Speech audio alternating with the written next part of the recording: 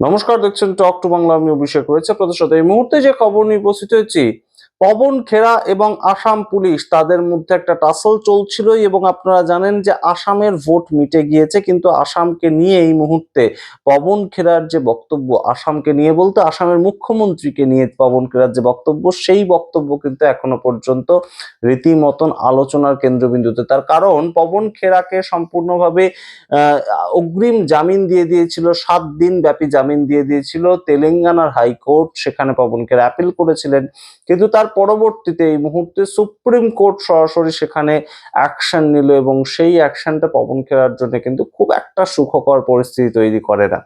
কি হলো অবশ্যই আপনাদের বলবো, এবং সুপ্রিম কোর্টের যে অ্যাকশন সেটা কিসের পরিপ্রেক্ষিতে হলো অবশ্যই জানাবো।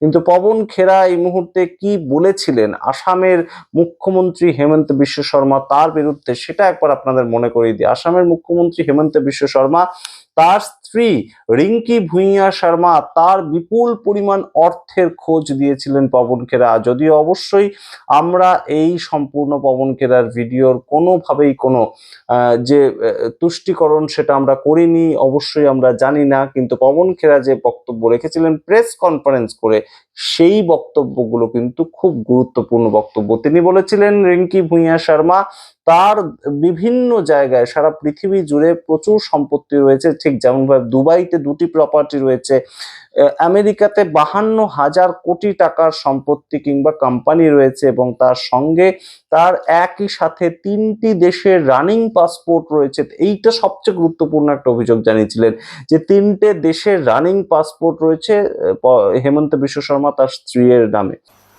तीनों पासपोर्ट लिविंग पासपोर्ट्स हैं, एक्सपायर नहीं हुए हैं। आप ड्यूअल सिटीजनशिप यानी कि दोहरी नागरिकता नहीं रख सकते। 8 अगस्त 2022 को इशू हुई है टाइटल डीड, जो आप सामने देख रहे हैं। म्यूनिसिपैलिटी नंबर 681-1269, बिल्डिंग नंबर 1, ये property number 224, floor number 2, parking, ये सारे डिटेल्स आपके सामने हैं। लेकिन वो लोग अगर चुनाव लड़ते हैं या उनकी पत्नी या पति अगर चुनाव लड़ते हैं तो अपने एफिडेविट में तो लिखते होंगे, दिखाते होंगे। उनका एफिडेविट देख लीजिए। এই যে বিষয়গুলো তুলে ধরেছিলেন পবন খেরা, সেটাকে নিয়েই মূল সমস্যা, এবং সেখান থেকেই মানহানির মামলা করেন রিঙ্কি ভুঁইয়া শর্মা। এবং আপনারা জানেন যে সঙ্গে সঙ্গে এমসিসি চলছিল তখন, মডেল কোড অফ কন্ডাক্ট চলা অবস্থায় আসাম পুলিশ চলে যায় পবন খেরা দিল্লির বাড়িতে রেড করতে। দিল্লি পুলিশকে সাথে নিয়ে আসাম পুলিশ চলে যায়, এবং সেইটার পরবর্তীতে পবন খেরাকে না পাওয়া অবস্থায় তিনি তখন সেখানে বাড়িতে ছিলেন না। তো পবন খেরার পক্ষ থেকে সরাসরি অভিষেক মানু সিংভি তিনি তেলেঙ্গানা হাইকোর্টে একটি অ্যাপিল করেন যে পবন খেরাকে এইভাবে যে একদম খোঁজাখুঁজি চলছে, তাকে যাতে একটা অগ্রিম জামিন দিয়ে দেওয়া হয়, এবং 7 দিনের জন্য হাইকোর্ট অফ তেলেঙ্গানা তারা একটা জামিনের ব্যবস্থা করে দেন। তো সেই খবরটা আপনাদের সামনে রেখেছিলাম, কিন্তু তার পরবর্তীতে আসাম পুলিশ সেই রায়টাকে চ্যালেঞ্জ করে সুপ্রিম কোর্টে পর্যন্ত চলে যায়। যেহেতু হাইকোর্ট রায় দিয়েছে একটা রাজ্যে, সেহেতু সুপ্রিম কোর্টে যেতে হবে, এবং সুপ্রিম কোর্টে চলেও যায় আসাম পুলিশ। এতটাই গুরুতর বিষয়টা তাদের কাছে।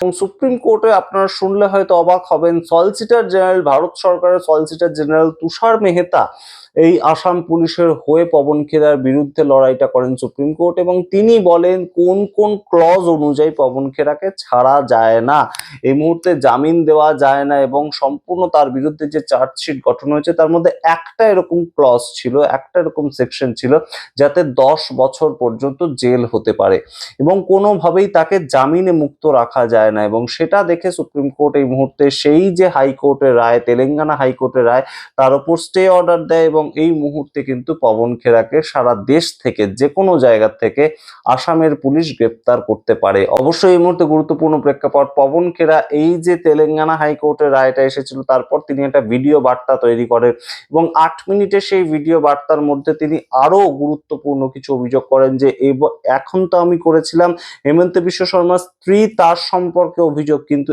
এবার আমি হেমন্ত বিশ্ব শর্মার ভাই সম্পর্কে অভিযোগ করব, তার দুর্নীতি নিয়ে আমি বিস্ফোরণ করব। কিন্তু এই যে সামগ্রিক বিষয়টা, এই বিষয়টা এই মুহূর্তে সুপ্রিম কোর্টে যে মুহূর্তে পৌঁছে গেল, তার পরবর্তীতেই কিন্তু রাহুল গান্ধী তিনি এই বিষয়টা আরো বেশ খানিকটা হস্তক্ষেপ করেছেন এবং সম্পূর্ণ সাপোর্ট করেছেন পবন খেরাকে, যার মাধ্যমে বিষয়টা কিন্তু আরো একবার আলোচনা কেন্দ্রবিন্দুতে উঠে এসছে। রাহুল গান্ধী কি বলছেন আপনাদের পড়ে শোনাই। তিনি বলছেন, the present CM of Assam is a most corrupt in the country. He will not escape the law.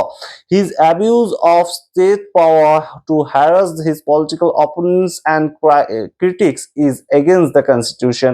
অর্থাৎ হেমন্ত বিশ্ব শর্মা তার যে পদ্ধতি লড়াই করবার, সেটা খুব একটা একদম গণতান্ত্রিক পদ্ধতি নয়। যেভাবে তিনি অপোজিশনকে আটকাতে চান, সেটা খুব একটা গণতান্ত্রিক নয়, সেটা সংবিধানের জন্য খুব একটা সুখকর নয়।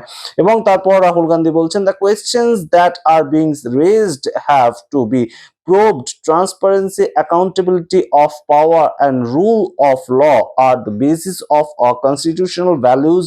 The Congress party stands with Pawan Khera. We will not be intimidated. অর্থাৎ একদম সরাসরি পবন খেরার সঙ্গে কংগ্রেস পার্টি দাঁড়িয়ে আছে। এইটা রাহুল গান্ধী একদম কংগ্রেসের বিরোধী দলনেতা হিসেবে প্রমাণ করে দেওয়ার পর থেকেই কিন্তু আরো গুরুতর হয়ে ওঠে বিষয়টা। এবং অবশ্যই সুপ্রিম কোর্ট এই মুহূর্তে যে রায় দিয়েছে, তার ভিত্তিতে অবশ্যই আসাম পুলিশ পবন খেরাকে অ্যারেস্ট করে কিনা, কোথা থেকে অ্যারেস্ট করে, সম্পূর্ণ বিষয়গুলো যেমন উঠে আসছে, ঠিক সেই জায়গা থেকেই আপনাদেরকে জানাই যে পবন খেরার বিরুদ্ধে কিন্তু পরপর প্রেস কনফারেন্স করছেন আসামের মুখ্যমন্ত্রী হেমন্ত বিশ্ব শর্মা। এবং অবশ্যই তিনি যে কথাটা প্রথম দিন বলেছিলেন, একদম পাগল বলে সম্বোধন করেছিলেন পবন খেরাকে, তার সঙ্গে তিনি জানিয়েছিলেন একদম যে তাকে তিনি পবন খেরা को मैं पेड़ा बनाऊंगा। चुनाव जीतने के लिए ये सब नहीं सही है, लेकिन कांग्रेस का लोग फालतू है, अकल नहीं। राहुल गांधी भी पागल है, ये पवन खेरा उससे भी ज्यादा पागल है।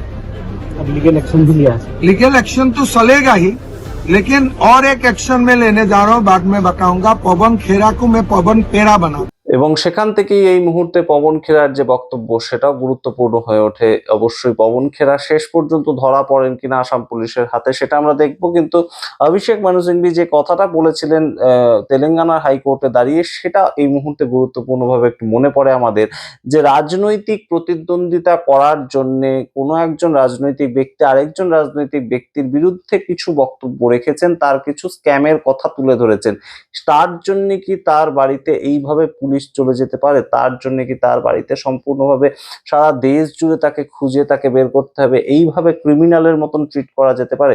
এই প্রশ্ন রাখলাম আপনাদের সামনেও। আপনারা আপনাদের মতামত অবশ্যই কমেন্ট বক্সে কমেন্ট করুন। দেখতে থাকুন টক টু বাংলা। অবশ্যই টক টু বাংলা ইউটিউব চ্যানেলকে সাবস্ক্রাইব করতে ভুলবেন না। ধন্যবাদ। State of Wyoming, US, America. आप अपने मोबाइल पे भी ये डाल सकते हैं। ये सामने देखिए स्क्रीन पर जो आपको दिख रहा है, ये रिनिकी भूया शर्मा एसेट कलेक्टिव एलएलसी नाम की कंपनी है। ये देखिए, हमने ऐसे वेबसाइट पे जाके वेरीफाई किया कि क्या ये कंपनी है। जी हां है, व्योमिंग में है। ये उसका एड्रेस है और उसमें कौन कौन मेंबर है वो आपके सामने है। मेंबर है रिनिकी भूया शर्मा, नंबर 1। नंबर 2 रिनिकी भूया गैप शर्मा 2। तीसरे पे एच रिंकी नंदी एलएलसी। अब ये एच कौन है? हेमंता। रिनिकी कौन है? हेमंता जी की धर्मपत्नी। और नंदी कौन है? नंदिल उनका बेटा है, जिसका NANDI इन्होंने उसमें डाला। पति, पत्नी और सुपुत्र, तीनों के नाम से ये LLC व्योमिंग में है।